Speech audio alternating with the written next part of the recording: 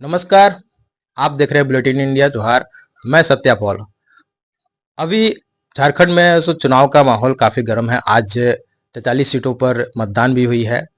अभी मैं बैठा हुआ हूँ अ, झारखंड लोकतांत्रिक क्रांतिकारी मोर्चा के केंद्रीय प्रवक्ता विजय कुमार सिंह के साथ में।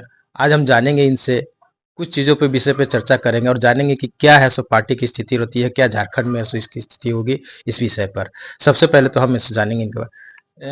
शुक्रिया सत्या जी और आपके दर्शकों को मेरा जोहार।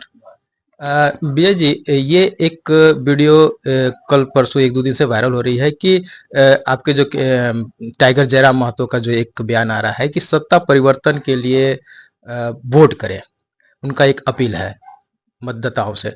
तो कहीं ना कहीं डायरेक्ट इनडायरेक्टली वो जेएमएम को, जिस चूंकि सत्ता पे अभी जेएमएम है, तो जेएमएम को सत्ता से दरकिनार करने के लिए उनका बयान आ रहा है कि क्या? इस पर थोड़ा सा हमको बताएंगे। सत्या जी देखिए, जब पिछले 24 साल का जब हम लोग झारखंड देखते हैं और झारखंड जिस ढंग से नीति विहीन हुआ है, किसी भी तरह की कोई पॉलिसी नहीं है और राज्य को चलाया जा रहा है, तो ये जब मन मोर्चा की जो सरकार है वो भी उसी पार्टी में चल रही है। और जब जयराम महतो जी ये कह रहे हैं कि आपको सत्ता परिवर्तन करने के लिए मतदान करना है, तो हम लोग सत्ता परिवर्तन और व्यवस्था परिवर्तन की भी बात करते हैं कि ये जो अदला बदली वाला जो परिपाटी रहा है इंडिया का और इंडिया अलायंस का, कि एक बार इसकी सरकार एक बार उसकी सरकार, तो 24 साल के शासन में भारतीय जनता पार्टी के नेतृत्व में 17 साल एनडीए की शासन रहा है। वहां भी नीति अपंगता की बात आई। हम लोग बार बार बोल रहे थे कि अब स्थानीय नीति बनाइए, तो वो 85 का कट ऑफ देते हैं जो राज्य को मंजूर नहीं है। और अगर हम लोग मौजूदा सरकार के खिलाफ भी अगर बात करते हैं, तो अभी जो मौजूदा जो सरकार चल रही है, कौन खुश है उससे? नीति अपंग आज भी झारखंड है।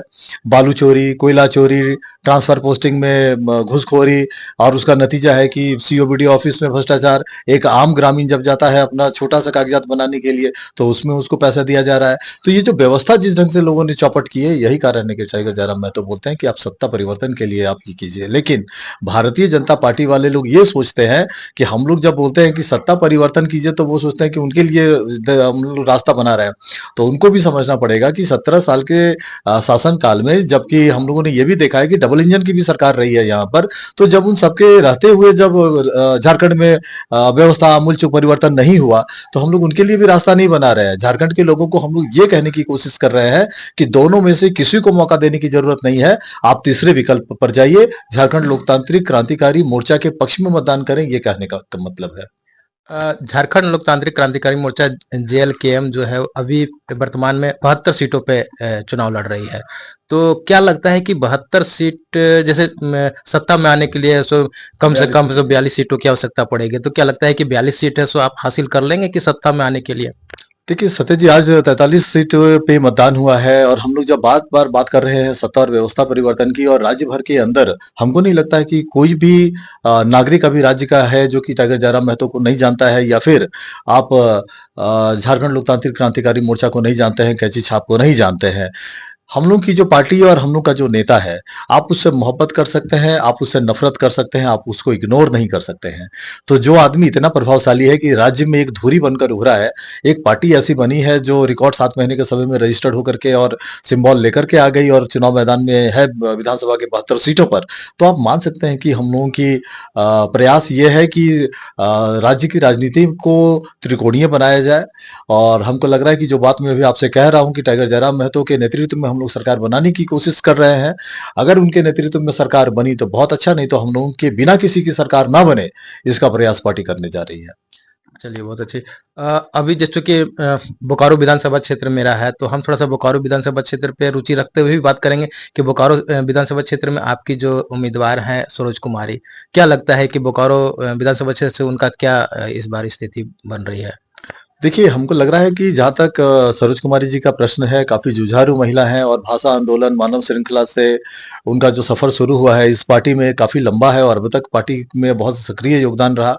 और अभी मैं जिस पार्टी के रजिस्ट्रेशन और सिंबल अलॉटमेंट की बात कर रहा हूँ, उनके नेतृत्व में और एक टीम बनी थी और उन्होंने लीड किया था, और उनके नेतृत्व में पार्टी का रजिस्ट्रेशन हुआ, पार्टी को सिंबल अलॉट हुआ। तो जो कंट्रीब्यूशन उनका रहा है आंदोलन में, जो कंट्रीब्यूशन उनका पार्टी में रहा है, राज्य की राजनीति में जेएल कैंप की धमक बढ़ाने में इनकी महत्वपूर्ण ये रही है, भूमिका रही है।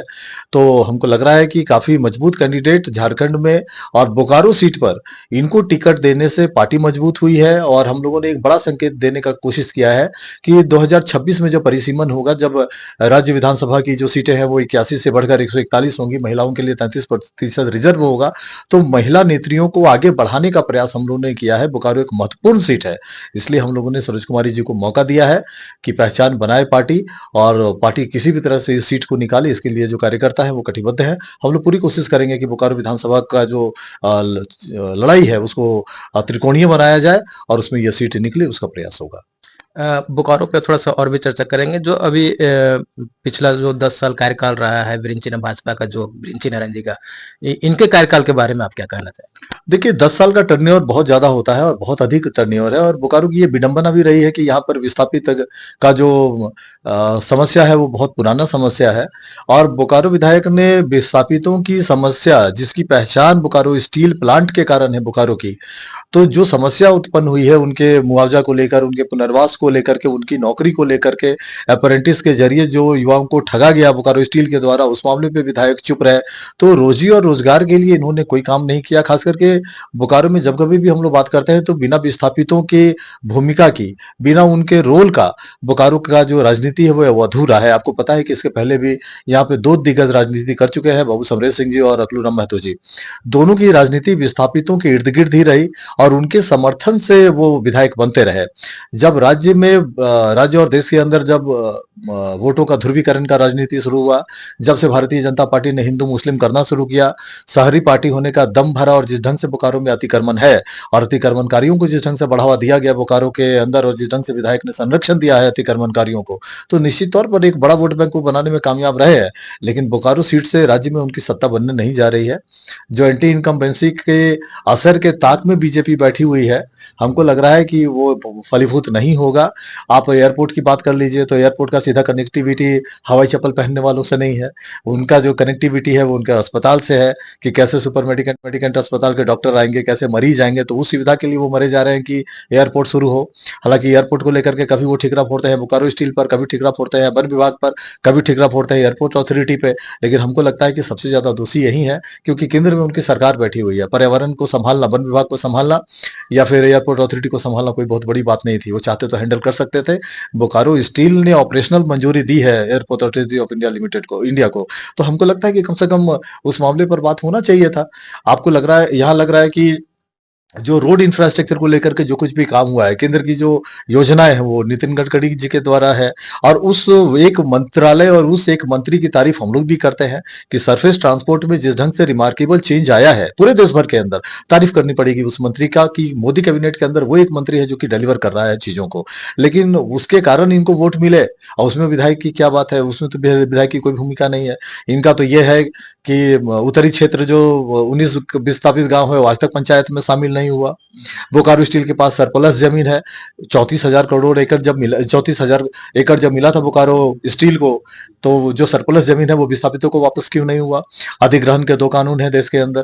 पहला कानून ये कहता है कि जो कोई उपक्रम अगर 30 साल पहले अगर किसी से जमीन लिया है रैयत से, अगर उसका यूज नहीं हो रहा है तो मूल रैयत को वापस होगा। मोदी सरकार आने के बाद एक चेंज आया कि कोई भी लोक उपक्रम या कोई भी कंपनी अगर 5 साल तक अधिग्रहित भूमि का इस्तेमाल नहीं करती है तो वो मूल रैयत को वापस होगा। तो दोनों कानून कहता है कि ये जमीन वापस हो जाना चाहिए था। इस मामले में विधायक ने क्या कहा, क्या किया अभी तक? आप पूरे देश के अंदर आईटी की क्रांति चली एक समय में, और अभी यहाँ से युवा पलायन कर रहे हैं बेंगलोर और दूसरे शहरों में, तो बोकारो को क्या आईटी हब नहीं बनाया जा सकता था? तो बहुत सारी चीजें रही है, विधायक की विफलता रही है। हमको लग रहा है कि विधायक को जिस ढंग से डिलीवर करना चाहिए था उस ढंग से डिलीवर नहीं किया। ये अपने कार्यकर्ताओं को भी बांध के रखने में नाकामयाब रहे। इनके साथ जो घूमने वाले कार्यकर्ता हैं वो अभिकर्ता हैं, वो ठेकेदार टाइप के लोग हैं जो इनके कार्यकर्ता के रूप में काम करते हैं, और उनमें भी जो आदिवासी मूलवासियों की जो संख्या है वो 0 है। तो विफलता रही है विधायक की। आप कितना गिनेंगे, बहुत लंबा एपिसोड हो जाएगा। चलिए, बहुत अच्छे।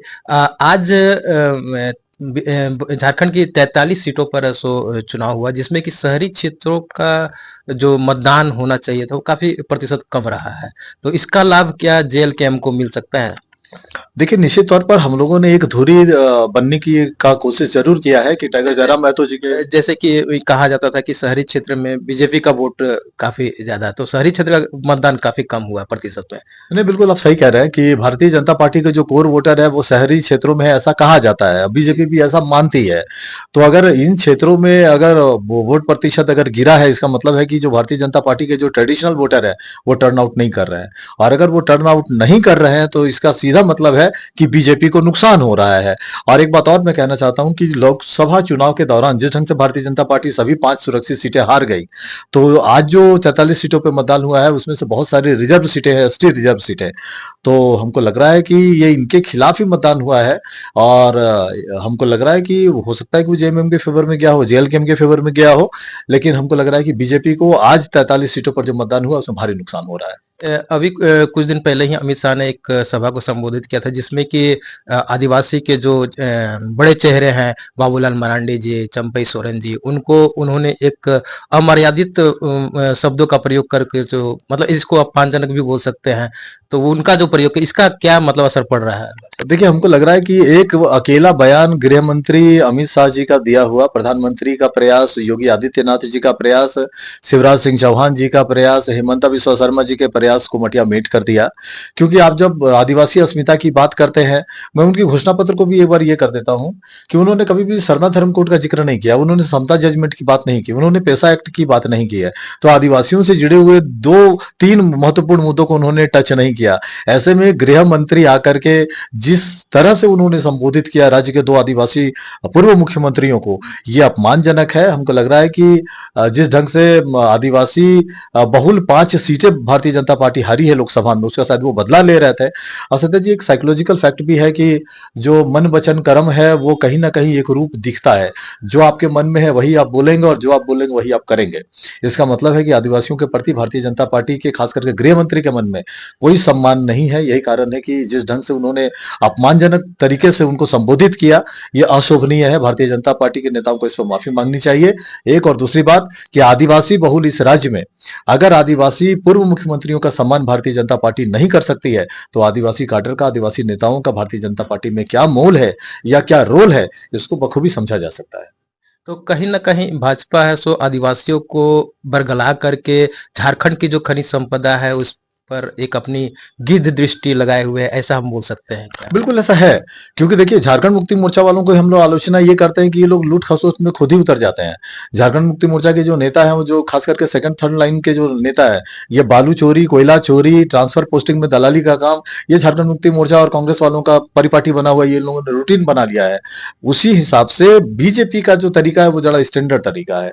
वो कॉर्पोरेट घरानों को ला करके यहाँ लुटवाती है और बदले में इलेक्ट्रल बॉन्ड पाती है।